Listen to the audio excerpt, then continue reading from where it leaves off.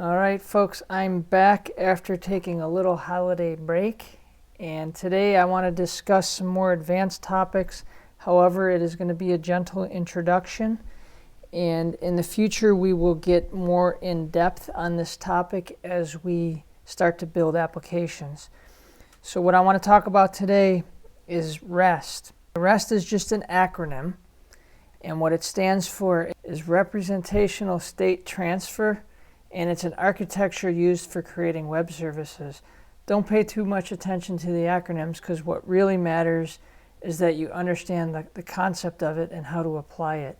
So the idea of it is that you can manage resources. So for example, in previous videos, we were dealing with objects or classes known as person, right? So we have a person object that we could pass through JSON over the internet and do something with on the server.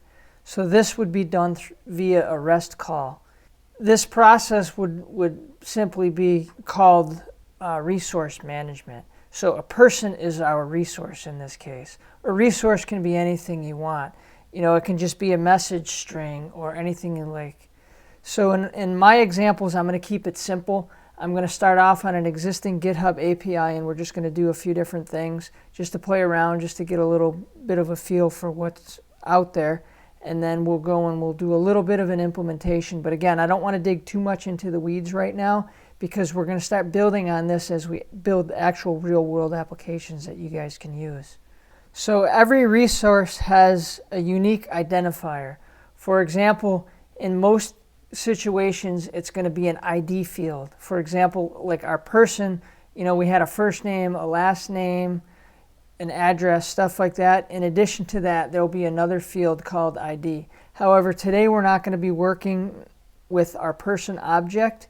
We're going to be dealing with something else, which I've already mentioned, called a resource, and I'll explain that in a little bit. So essentially, a state at any given timestamp is what's known as a resource representation. And a resource can consist of things like data, metadata, hypermedia, links, and it basically helps you transition from state to state. Another important thing to pay attention to is that the representation, the format of representation rather, is known as a media type.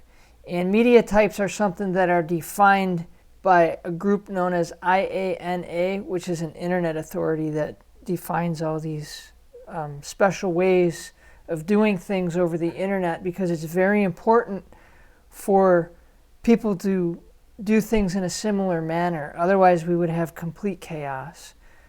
A lot of you might view the internet as chaos already, which I can agree there is quite a bit of chaos out there, but it would be much, much worse if we didn't have a lot of these standards. One of the media types that we're going to be using, well, actually probably the only media type that we're going to be using today is JSON, which is something you guys are all already familiar with if you've watched any of my other videos. So here's a little diagram. It shows basically that it's a client-server architecture, which is what we're going to be dealing with.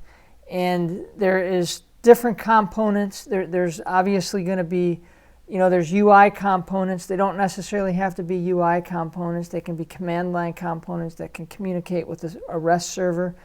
And we're going to be building, we're not really going to be building much of a client, but we're going to be showing some of the inner working components on the web side, on the web server side rather. So there's a couple components that we're going to be dealing with today, which is get and put. And these are basically methods that you use for managing resources.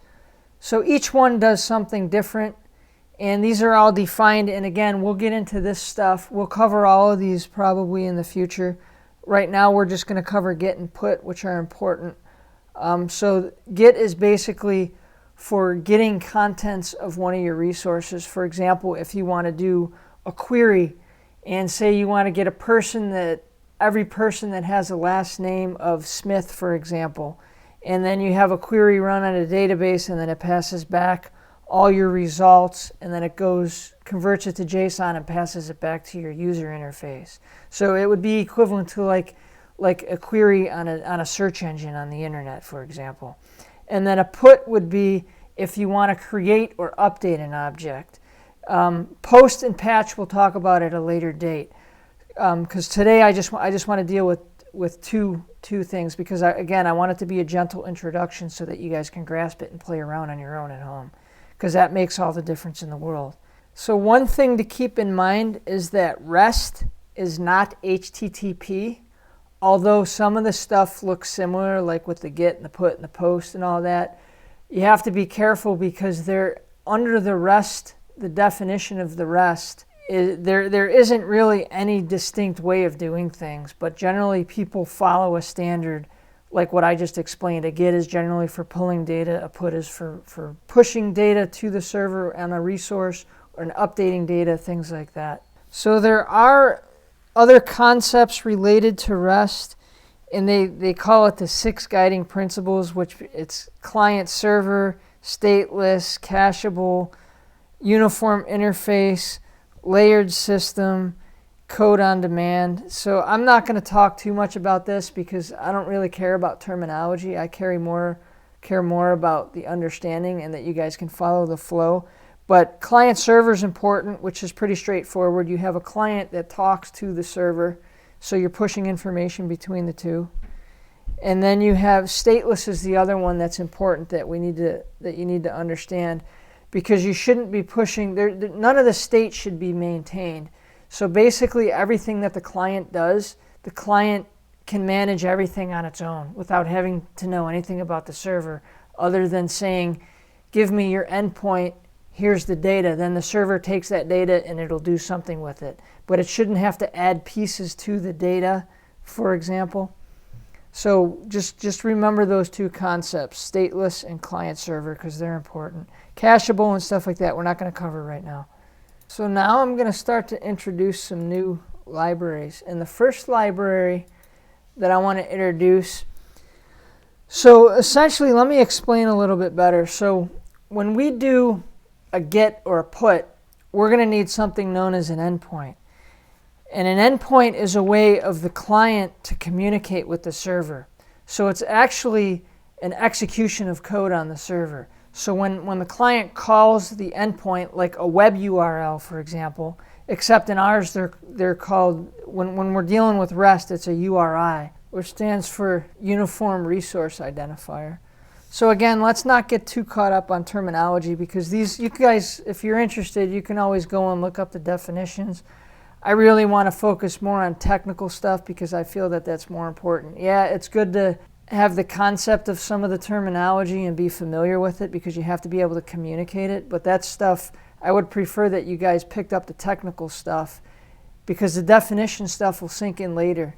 Generally, I find that it's easier to start doing the technical stuff before paying attention to the definitions, because a lot of times when you read a definition, you're just like, huh? What the heck does that even mean? And then when you actually do it and implement it a few times, you can go back and read it and look and say, oh yeah, okay, that makes sense now. This piece belongs to this, blah, blah, blah. Okay, so another concept I want to introduce today is the concept of Python virtual environments. I think I've mentioned it a few times in other videos, but I don't think I've ever distinctly covered it. There's tons of different ways to do it, and there's a couple. There's virtual env, which is the one I'm going to be using today, and then there's pip env, which it's a newer one, and it's actually very nice to do, especially if you like to do a lot of command line stuff, but we'll do that one later. Right now I'm just going to use the UI tool because I'm using Thani right now. In other videos I'll be doing more command line driven stuff where I'll be using VI, things like that. So it'll be a lot heavier in the weeds. But for today, if you're using Thani, which is a nice IDE to start with, you can just go to Tools, and then you can select Options, and then, sorry, that took a minute to load. And then under Options, you can click on Interpreter. Now, what this means is a virtual environment. So basically, when you install Python in your system, most operating systems come with Python. Like for example, in Linux, well, I don't know if Windows does. I'm a Linux guy, so I don't deal with Windows that much. But on Linux, for example, Linux comes with a pre-installed version of Python, and it's usually an older version on a lot of the different operating systems, like it'll be 2.7 or something like that, and you'll have to upgrade it. You have to install another version. You don't necessarily want to upgrade it because that can cause bad things to happen. So what you can do is you can install a different version, a newer version of it. I think I have like 3.8. Yeah, 3.8.5 is what I have on my system as my system default right now. Now, you can, once you get a base of like a version 3.8 or whichever version you want to use as your base installed on your system. I'm not going to cover the installation of Python. You guys can look that up. There's plenty of information on the Python website. It's pretty straightforward. So when you start dealing with virtual environments, you can have multiple virtual environments on a single machine. So for example, I have version 3.8.5 on my computer right now. And that allows me to use virtual environments at versions less than that or equivalent to that. So I can create a virtual environment at version 3.8.5, or if I want at like 3.6, right? 3.6.12 I think is the latest right now for that. And I can spin off a virtual environment, and that allows me to work on that version of Python on my machine. So essentially the purpose of this is I can work on code on multiple versions of Python on the same machine without having any cross-contamination or effects. The other advantage is if I have two different code bases, for example, two different repositories that have different libraries. For example, I might be using Flask on one and I might be using Django on another, and I don't need to pollute my environment by having Django and Flask in the same virtual environment. So it's really good for that. And then you can do, there's other ways that you can do. You can create requirements files and manage your dependencies and create packages, and we'll cover all this stuff later. It's way too much for right now. But virtual environments are fantastic for that. And if you go in there and you start writing code and your environment gets all hosed, you just delete it and create a new one, right? It's very simple. But then you have to reinstall all your packages and stuff. And that's where things like requirement packages or pipenv is nice, because pipenv manages your dependencies for you, and it gives you a pipenv file so that when you do, like, normally you know how we do like a pip install and then we install our library, there's nothing that remembers that per se. So you have to create a requirements file or have another way of doing it. That's why I like pipenv. Pipenv is my preferred way of doing it. But since I'm using Thani, I'm just going to walk through this and we'll do it through here. So what I'm going to do is I'm going to say create a new virtual environment. I'll click on that. And then I am going to navigate to where my files are stored. In episode 13, right in here, I have 3 empty files that I've already created. There's nothing in it, but I just created them ahead of time. And I'm going to create a virtual environment in that folder.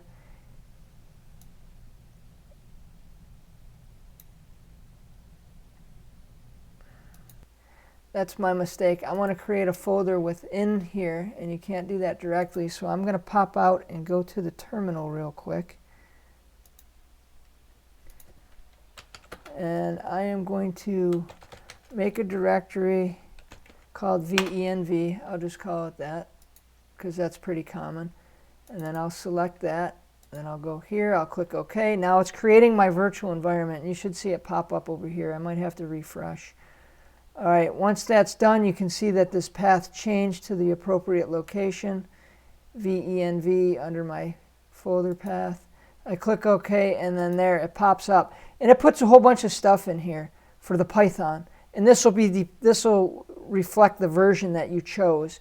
So you can, I'm not sure if you can do it in Thani, but I know, like, from the command line you can choose the version that you want. I would imagine in Thani there's a way to do it. So I don't use Thani as my primary IDE. I use PyCharm, or else a lot of times I do things at the command line. I prefer using the command line.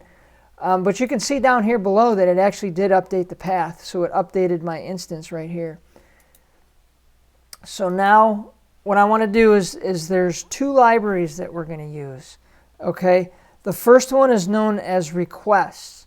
And what requests is that it's a Python library that allows you to do RESTful calls, right? So we just talked about REST, which is communication between a client server via a an architecture strategy, I guess you could say, called REST, which allows you to pass information between the two. And it's just a standard way of doing it. And what we're going to do is we are going to click on Manage Packages, and then we're going to install requests. So requests allows you to do it through Python. So I can write Python code that can actually call a put method like we talked about with the put and the get, and we can call that, and it'll actually execute whatever we tell it to do. And you'll understand it. I'll explain it more as we go. So then I'm just going to click install here, and it's going to install that into our environment, into our virtual environment. And then just for the sake of it, since we're already here, there's another library that we're going to use in a bit here, and it's called Flask Restful. And this is going to actually install both Flask and another library called Flask Restful. And that is, it helps you manage resources a little bit better. So you'll see what I'm talking about when we start implementing it. So I'm just going to install that since we're already here in the window and you guys already see it, so we don't have to come back later.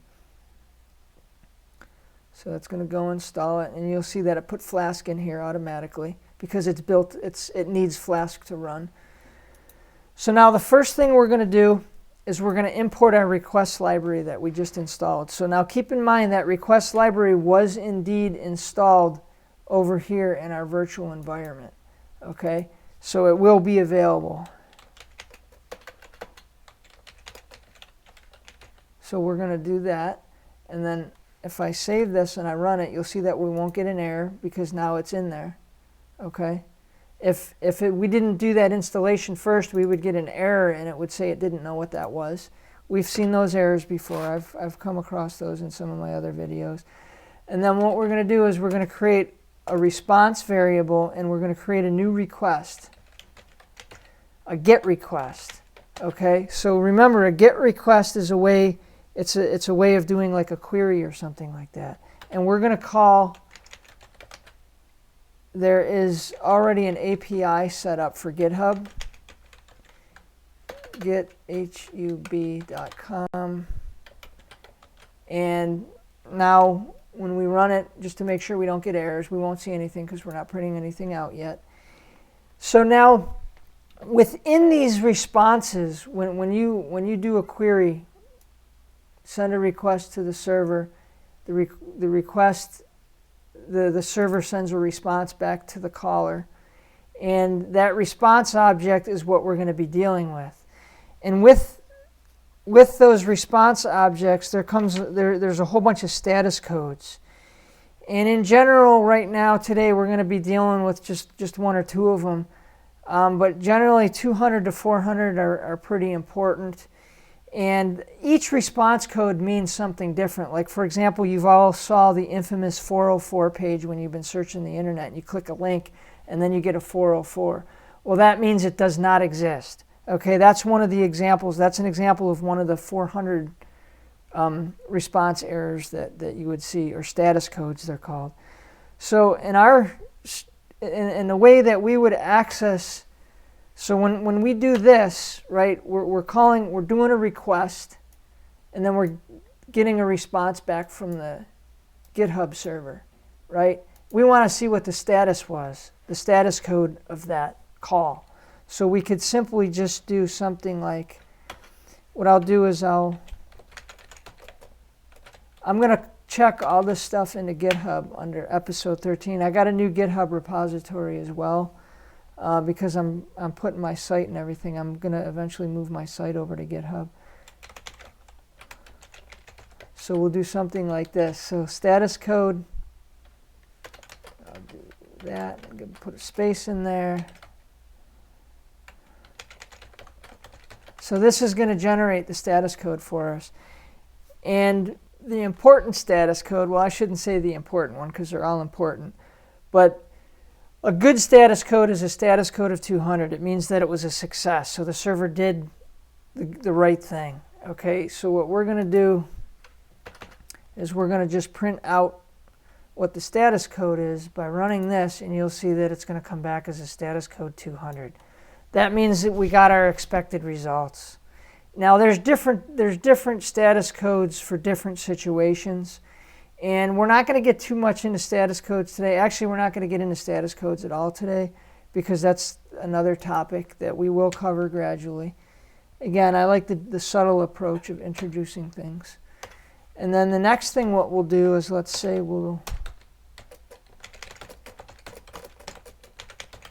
so we want to show how to use it in an if statement, okay? To check the actual status code. So for example, we want to do one thing. If our status code is 200, we want to print, whoops,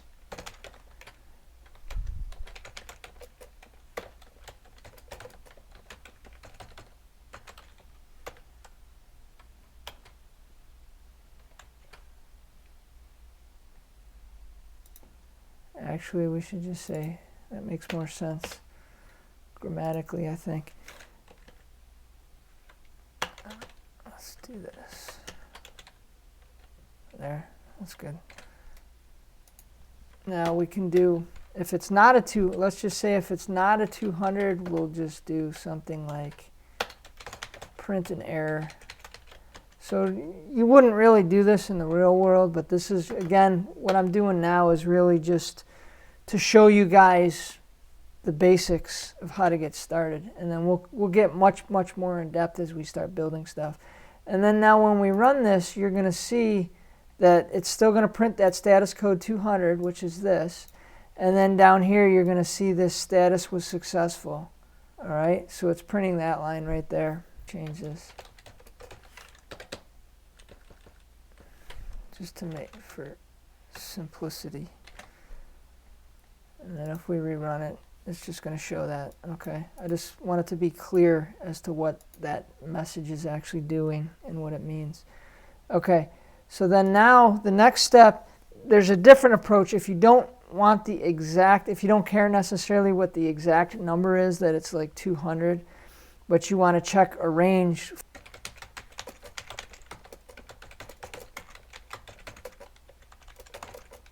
So this is the way you want to verify. If you only care, because generally in a lot of situations you only care if it's between 200 and 400, and you'll react in response to that.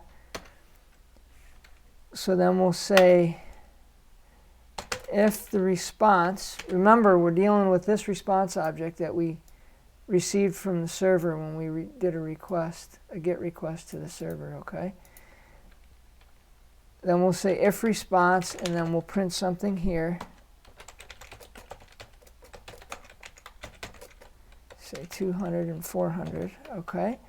And then now we'll say else, just because we'll print an error. It's not really an error, but it's just a different code. It could be an error. Oops, I gotta change that to 400. And then now when we run it, you'll see another line down there. Oops, I got a syntax error in my code. I forgot a quote over here. Run that guy again, and we get it. Now you'll see status code is between 400, is 2 to 400. So, and that's because that's just the default with the response object if you check that. So now remember, we're doing a GET, okay? So far we haven't done anything with the response. Okay, because generally when you do a GET, you want to get something back from the server. That's what GET means, get something. You know, do a query and get data back. Well, how do you do that? Well, it depends what you're trying to get. In our case, we just want to see what they have, which is generally it can be links, it can be JSON, it can be JSON containing links, it can be a whole bunch of different things. It could be a file. So for right now, what we're going to do is I'm going to put we're going to get the byte data back. And the way to do that, the response object has an attribute in it called content. So when we do that, whoops, I typed rest. Let me clear this down here a little bit, get that error off of there. And then when we run it, you're going to see the actual response here. See? So this is the actual data that came back. I can wrap that. But now if you look at this, you'll see, do you remember this? That means that it's bytecode, okay? So you may or may not want it in bytecode, but it's just a bunch of links that they have here. So if you want it in bytecode, great, you can use it. If you don't want it in bytecode, there's other things that you can do.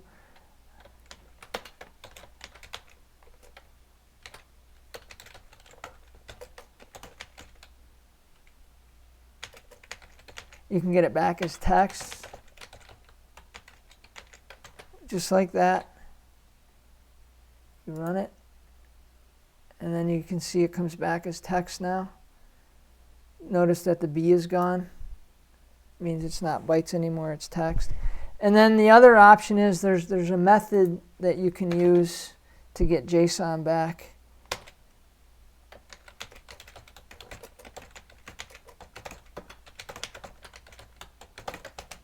Just like that, okay? And then when you, I'll clear this a little bit. Of course, it's going to be a little cluttered now. So now you can, oh, it grouped it. So it looks the same. You can see the quotes are different, double quotes versus single quotes.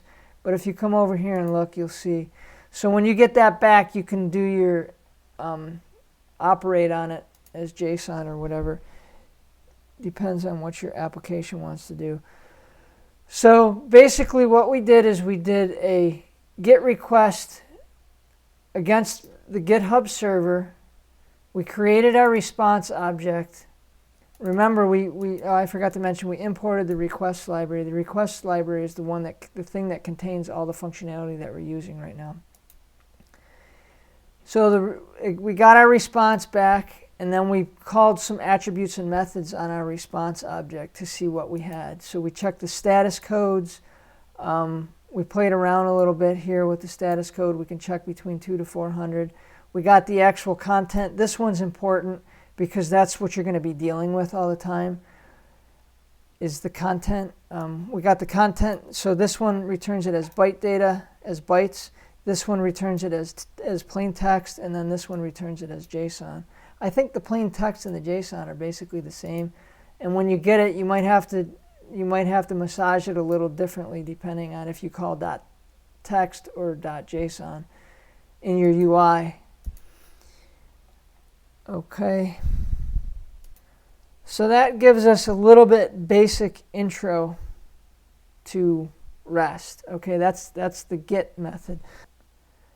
As a software developer with multiple decades of experience, I can tell you with 100% certainty there are a lot of dangers to using a personal computer and having a home network. The three largest risks are hackers, malware, and eavesdroppers. All three of these malicious actors are out to get your personal information, steal your money, and wreak havoc on your personal life by any means possible. Antivirus software is not able to protect you from every attack. It's your responsibility to do everything in your power to prevent being taken advantage of. This is why I recommend using a virtual private network for your home network and devices. A VPN, as they are called, can stop an attacker dead in their tracks. VPNs create an encrypted tunnel to a remote server where you perform all of your internet activities. This technique also makes all of your internet activities anonymous. This is by far one of the best solutions to protect your home network and devices. So go to scottmacri.com/VPN to learn more about VPNs and sign up. Click the ExpressVPN link to get the best deals. Again, that's scottmacri.com/VPN. That's scottmacri.com/VPN. So now what we're going to do is we're going to take it a little further, and we are going to build a small REST API on a Flask Restful server. So the first thing that we need to do is, remember, we installed those libraries, Flask Restful, which then in turn installed Flask automatically. So now what we need to do is we need to start doing our imports for the components that we need to use to execute all of our queries, or to do what we're going to do, our puts and gets. So we're going to say from Flask, because remember Flask was installed automatically. We're going to import Flask, and we're going to import request. Remember, our request is similar to the requests over here. This is a different library though. This one is part of Flask. And that's the Flask library that enables you to do requests, okay? Kind of similar, but it's a different library. It's very similar, it's just a different library. They have differences though.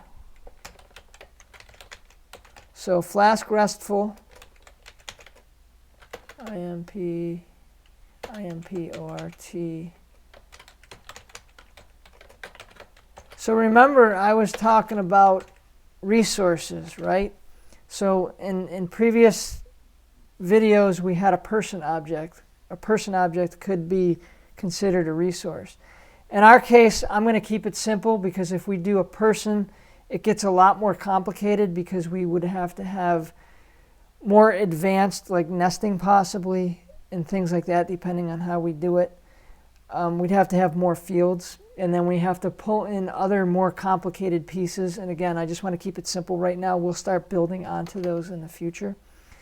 So the first thing we're going to do is we're going to build our Flask application, which is what enables us to run on the server so that you actually have an endpoint to hit. So for example, when you type in www.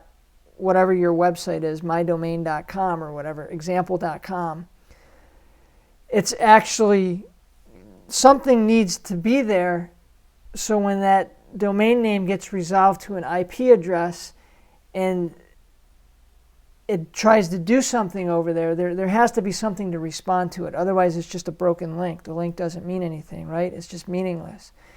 So at the other end of that call to the endpoint, there's a server that executes the work. Right now, what we're doing is we're building that server, and we're going to build that endpoint. Endpoints are called routes, okay? So we're going to build our application, which enables us to run a web server to expose those routes to the world, so to speak. So we'll just call it app, and then we'll say Flask. I think Flask has its standard now where you're supposed to call it application or something, but that's okay. Ours should still work. So we'll do that. Remember our infamous name variable here. That was covered in a previous video that we did, and it's the same thing here. It's a built-in variable for our library. So API equals API app.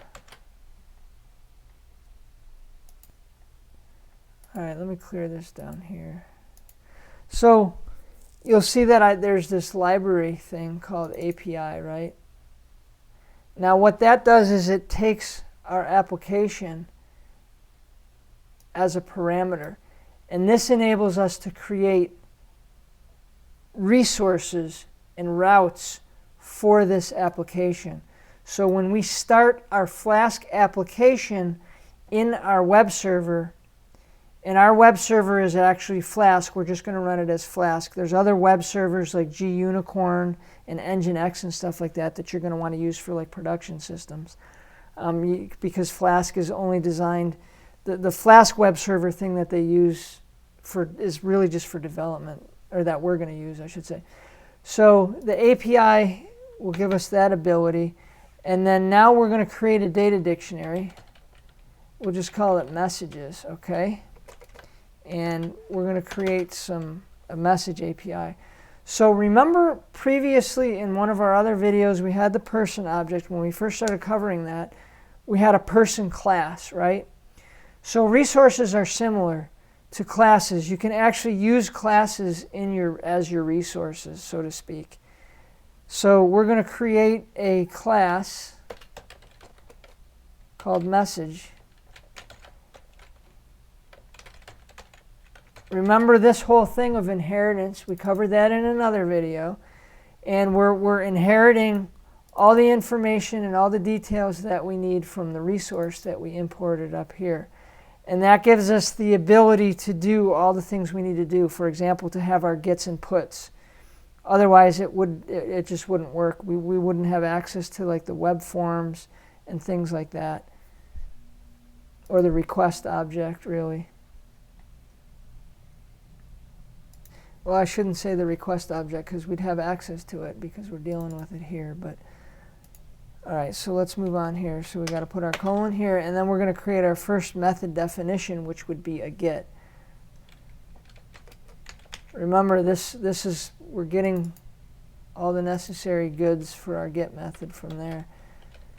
So we can do self, and then we can say, we'll say message ID. Remember I said that everything has to have an ID. Every resource has an ID. And the reason why we need an ID is because it makes each resource unique.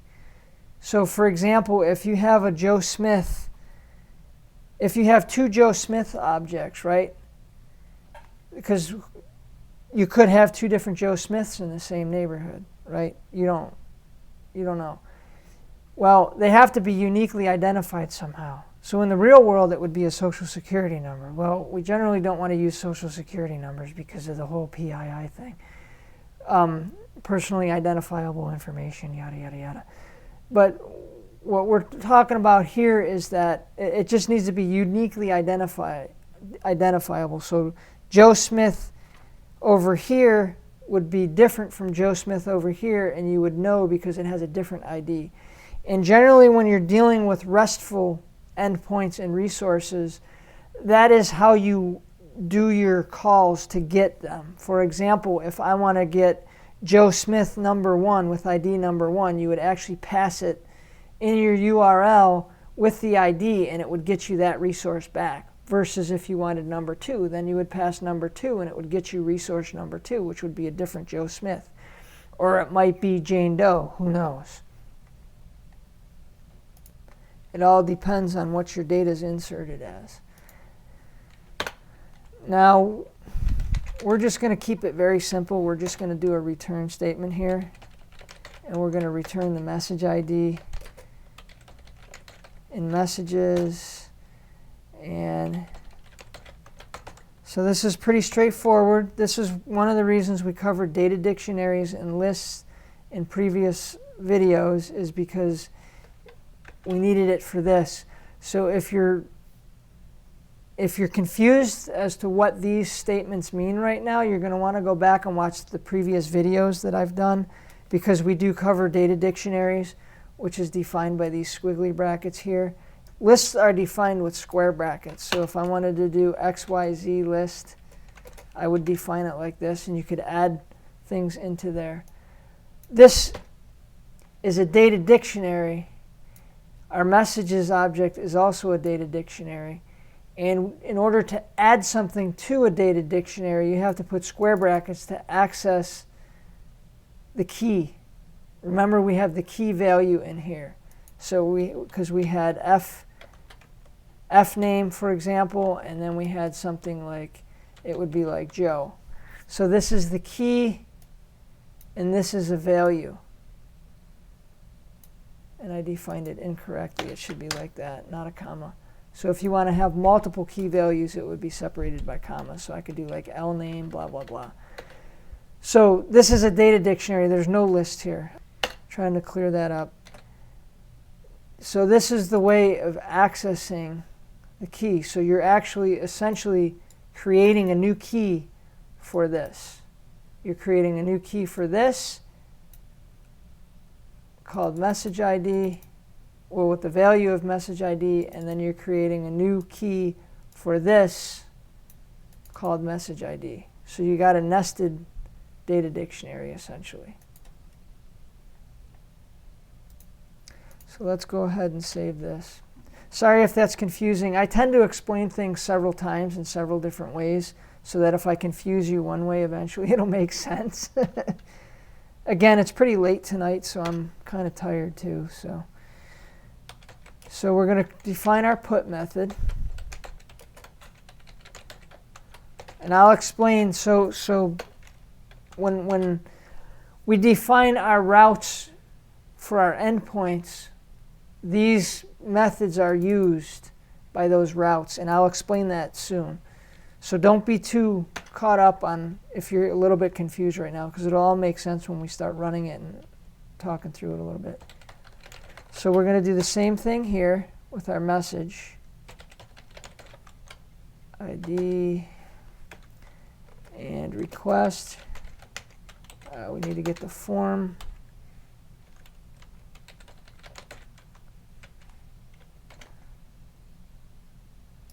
So this is a little bit new of a concept right now, is form.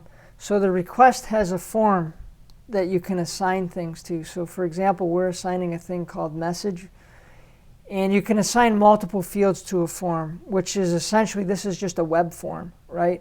But it doesn't look like a web form here because this is a code. But if you have a web page that uses this form, you're going to see a text field or something like that that would be equivalent, it would resolve to this message field right here, or attribute, whatever you want to call it.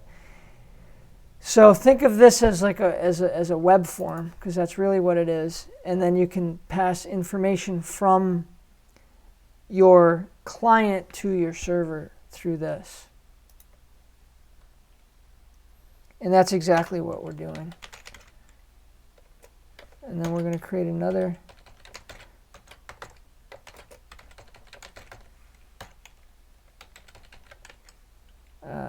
SSAGE ID. All right. So this is our put method. So essentially what we're doing is we are assigning information to our messages data dictionary through these methods. And these methods, you'll see how they're used in a minute, again, when we create our routes. So messages, we're creating a key with the message ID, the value of the message ID, and we're setting the value of that equal to the value that's being passed. This will make sense in a minute. That's being passed in the form, I should say. And then we're just going to return the information. Keep it simple. Typically what you would do is you would have something that might be interacting with a database, which is something we'll cover in the future. We haven't gotten that in depth yet.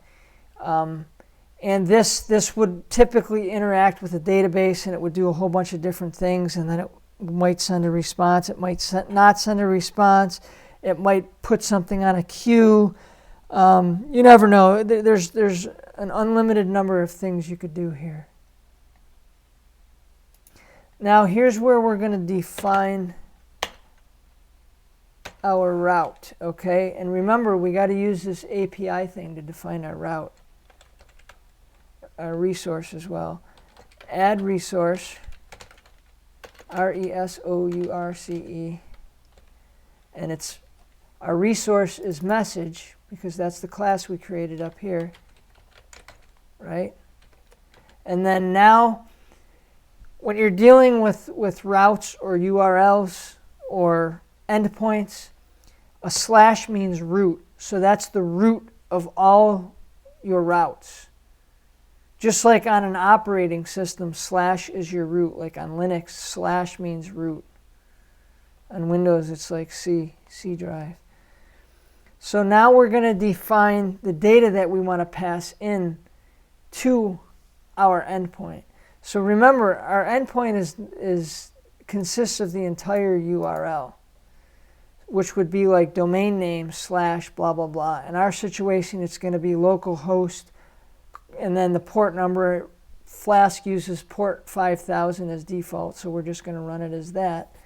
And then it'll be our message ID. So we have to tell it the type that we want to pass in for our message ID. In our case, it's going to be a string. Message ID, okay? And that creates a route, right? So it'll be, our route will look something like, it'll be something like, and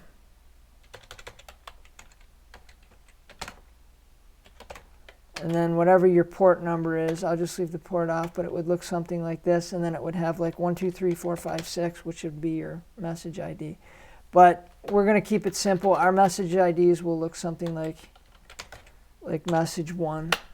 Okay, I don't want to get too complicated, because then when you're dealing with numbers, you got to create number generators, or you got to use database, and it gets a lot more complicated as we build out. And you'll learn that as we go. So again, we got our special if statement here. Remember, if name, you guys remember this from the previous videos. If you don't, please go back and watch them. Let's see, underscore, I think, it's main. I always forget how to write this. App, we got to run our application now. And we can choose to run it in debug mode, which we're going to do. In production, you don't ever want to run in debug mode as true. That can actually be dangerous. So now when we start our application, when we run this script, there's a couple different ways we can call it, but when we run this script, it's going to execute this, remember, because it's going to go down here and it's going to check this, and it's going to say, okay, this name equals main is always going to be true because that's the one we're running, right? Well, it's going to be true in our situation. It's not always going to be true. It depends what you're doing. And then it's going to run our application, which is going to kick this off. It's going to create our Flask application, and then it's going to execute the Flask stuff. And you'll see that in a minute. Now, we can test this real quick to see if it runs, but I need to pull up a terminal window here. And we need to do a couple different things. So within Flask, you have to define a few variables to run it if you want to run it with Flask. So what we're going to do is I'm going to create, there's a variable that you can set to define your environment variable, or your environment rather. It's an environment variable to define your Flask environment. And generally when you're doing development, you want to put it in development mode, because it gives you ability for debuggers and you know, different things like that. It has more capabilities that you wouldn't want in production. So we're going to do that. And then the other thing is we want to define our application. So our application in our situation is defined as our app.py file. We could change it to whatever name we want, and there's a bunch of trickery that you can do in here. And you'll see that when we build packages and things like that, there's things that you got to do to configure it and set it up and get it correct. So now we're going to export a variable. In Windows, these are just environment variables the same way. But again, I'm not going to cover too much on Windows because I'm not much of a Windows guy anymore. So export Flask app. So now when we execute Flask run, it's going to know how to start this because it's going to look for that environment variable. To run Flask in our virtual environment, we need to start our virtual environment in our terminal window, right? And the way to execute it is inside of our venv folder, you'll see a bin, right? And then inside the bin, you'll see this thing called activate. And on Linux, on Windows, it might be slightly different. You're going to have to look it up, but it's fairly straightforward. You're going to run source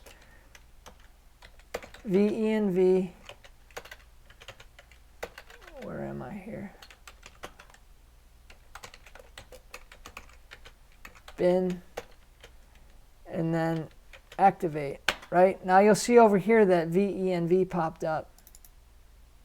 Now, because we're inside of our virtual environment, it's going to know what Flask is because we've installed Flask inside of it. So now when I do Flask run, it's going to start, and it's going to execute on the loopback address port 5000. So if I type in localhost, yada, yada, yada, and execute it, you're going to see a thing pop up here. But I don't care about doing that right now, because we're doing gets and puts, so we can deal with browser stuff later at a different video. So let me close this down. So now our server's running. We don't have to run it, but we need to create our other pieces to it, right? Remember, we need to be able to execute those endpoints. So what we did here was we created our endpoints, right? So we have a get and a put method for our message resource with an endpoint with a slash and then some string after it. Okay? So that'll be, again, localhost and then the port and then a slash and then whatever we put in here, this can be anything. We can put anything in here. We can have multiple parameters in there. There's all sorts of stuff that you can do, and we'll get into more details later. And then what's going to happen is when we call that endpoint and we pass in a variable or a value for that variable, it's going to come in here and it's going to set that. It's going to put it into the method, whichever method we're calling at the time, and it's going to put it in here. So if it's the get method, it's going to go to our messages data dictionary and it's going to look for that message ID to see if we've inserted it yet. If we inserted it, it's going to return it. Okay? So now what we're going to do is we're going to actually do these calls. So from requests, import, and I believe it's still put and get. So we want to import those two functions to use. And then now we're going to create a response object. We got to put our URL in. The first parameter for our put method is our URL, not our message packet. So we got to put in HTTP because we need our protocol. And I'll just go localhost 5000. And we'll just do something simple like message 1. And this could be any number or any way you want to define your IDs. And then we'll say, now here's where we put in our message information that we want to actually pass, like our form data. So the parameter is data, right? I'm not going to leave a space in there because I don't know if it'll give me a problem. So data equals, data is the parameter name for the put method, right? And then what you put in for your data is your data dictionary with your form information in it, right? Remember the web form we talked about, and we had an attribute or a form field called message. So that's what we're going to be putting in. This video is sponsored by ExpressVPN. For more details, go to scottmacri.com/VPN. Again, that's scottmacri.com/VPN. Yeah, that sounds good. Give myself a shout out, my website. And then I guess what we can do here, let me slide this over so I have a little more room. We're not really using these. And then we'll do JSON. Remember, we get our response, and we can do the content, text, JSON. We can do a number of different things, but in our case, we just want to get it back as JSON because that's what most cases we're going to be dealing with. And you'll see in a lot of the applications that we build, that's going to be true. And then now, just for the sake of it, let's just run this to see if we get any errors. Okay, we got a lot of errors that we have to fix. All right, so let me go back and check in here at the server side. Boom. Okay, we can see here lookup error. The converter, yeah, see, typo. I typed sting instead of string. So it's probably over here. STR. Yeah, none of you guys called me on that. Haha. Yeah. All right. So now when we run it, all right, let's go back to here. Let me close this guy. We're done with this for now.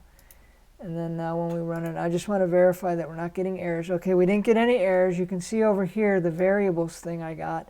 So if you go up here, there's some tools that you can load in here.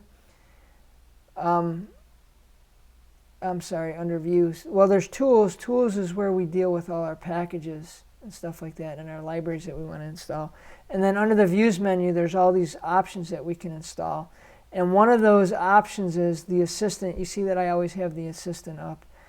And the files is this thing over here to the left that shows our files. The object inspector and lets us go in and inspect some of our objects like classes and things like that.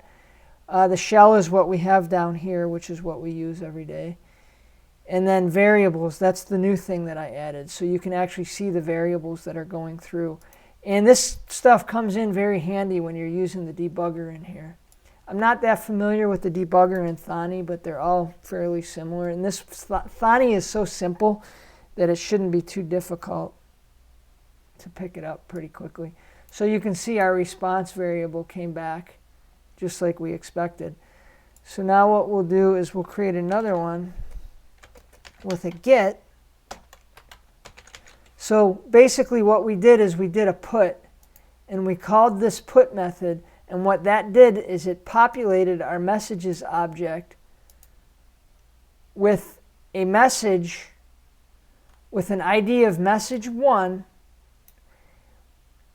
and a value of hello scottmacri.com, how are you? Okay, now what we're going to do is we're going to do a get to go and get that data dictionary, get message number 1, and then display it on the screen. So essentially, think of our messages data dictionary here as a database, because that's really what you'd be doing here in a lot of cases, is interacting with the database. But to keep things simple, we're just doing everything in memory, so we're just using a data dictionary instead of a real-world database.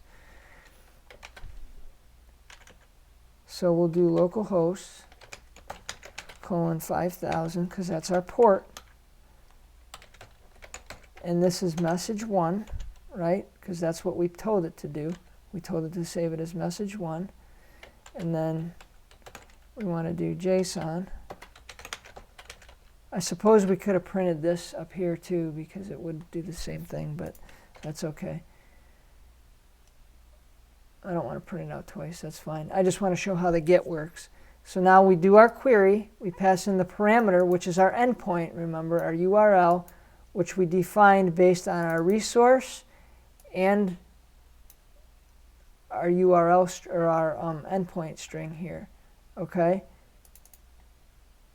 So it knows to use message to pass this in to the get and the put method. That's how the API thing works. It puts all this stuff together so it works. It's kind of like magic, not really, but so now we can print. Let's just do this. We'll print our response, because our response is going to be the JSON data that gets pulled out of here, which was populated from the call to that, which is right here. Okay. Now when I run it, you should see our message, and there's our message, message 1, hello scottmacri.com, how are you? So you can see it work. That's our JSON. We can actually take that JSON and display it on a user interface or do whatever we need to do with it. Now what we'll do is we'll create a second one just for the sake of having multiple in there. And in fact, what I'll do is I'll just copy this to make it simple, and then I'll paste it down here. And I will make this one message 2, so we'll actually insert a second one in here. We'll change our message.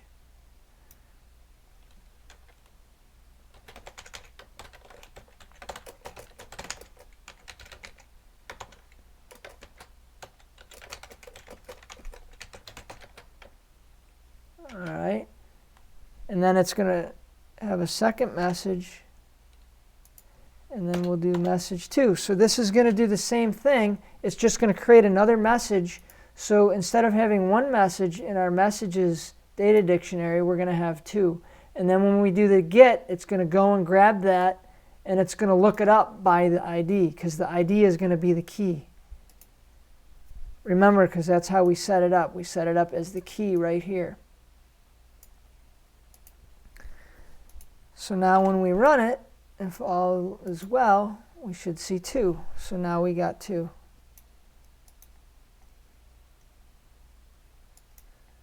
So let's clear this real quick. So one more thing I forgot to point out real quick here is that in our terminal, you'll see where we're running, you'll see the errors that we had earlier, right? But now you're going to see that infamous 200 when we do something good. So when we call it now, we don't have any errors in the code or anything like that. There's no errors on the server or anything like that. So it's coming back as 200 every time, which is what we want to see. And you can see here that it did a put, message 1, 200. And then it did a put, message 1, 200. And we did that multiple times. And then you see our gets. And then we did a put and a get and a put and a get on message 2. So if we stop this and we clear this, well, and then we restart our server, you'll see it's nice and clean. There's nothing there. And then when we go back to Thani, you'll see over here when we run it that now in our terminal, you'll see that we have 200s. And you'll see that we have a put and a get for both of our messages. And they were both 200s, which means they were clean, did what we wanted. So, a quick summary. Basically, the first thing we did was we talked about managing libraries in Thani, right? We created a virtual environment. Essentially, a virtual environment is a virtual area to work in, or workspace for Python, so we don't have to worry about polluting it for other code bases that we're working on. Then we went into Thani, we created it. We went into Thani under Options, Tools, Options, and then we went into Create New Virtual Environment. We created our new virtual environment. I'm not going to do it now again because we already have it. Then we clicked OK on that. There's a whole bunch of other options in here that we're not going to get into now. We'll cover those eventually sometime. So that created our new virtual environment, which created this folder, which is where all of our stuff lives. Okay, all of our Python stuff. And then, sorry. So then what we did is we installed libraries into our newly created Python environment under the Manage Packages. So Tools, Manage Packages. And then you can just look them up in here. So we installed Flask, Restful, and Requests. Where's Requests? It's in here somewhere. Oh, it's down here, right here. Okay. And then Requests is just a library. It's kind of like curl. If you guys are familiar with curl, it's kind of the same way. Requests is very nice to work with if you guys ever use like Jupyter Notebooks or anything like that. We'll get into Jupyter Notebooks a little bit. I actually debated whether or not using Jupyter Notebooks for this REST Basics class that file that we created here, because it would have been pretty neat. But I didn't want to get you guys into too many new things at once. So we imported our requests library, which is what we use to do request calls on the server, essentially. So we used it to do a get, in this case, against the GitHub server, the API server. And then we talked about error status code, or status codes in general, just in general, 200 to 400. And the main one we discussed was the 200, which is the success. And we talked a little bit about how to use that in an if statement to get different types of responses. I should say different results from your code depending on the outcome of the status code. Sorry. Now, let's see, we printed out, we discussed how to get the content from the response object with the content attribute, the text attribute, and the JSON method or function. Then the next step we did is we went over and we created a Flask application, a Flask Restful application. It's a Flask application, but it uses Flask Restful. We'll cover this more in depth. Don't worry, there's a lot to it. There's a whole bunch of other stuff that we'll do. When we start building applications, you're going to see why I wanted to start slow. So we imported all the pieces that we needed, which was Flask and Request, Resource, API. Okay, then we built our Flask application. We configured our API to use our application. We built our routes and our resources. Okay, we built our route using our resources, so to speak. That's our route. That's our resource. Our resource is a class right here, which extends the resource from the Flask Restful library.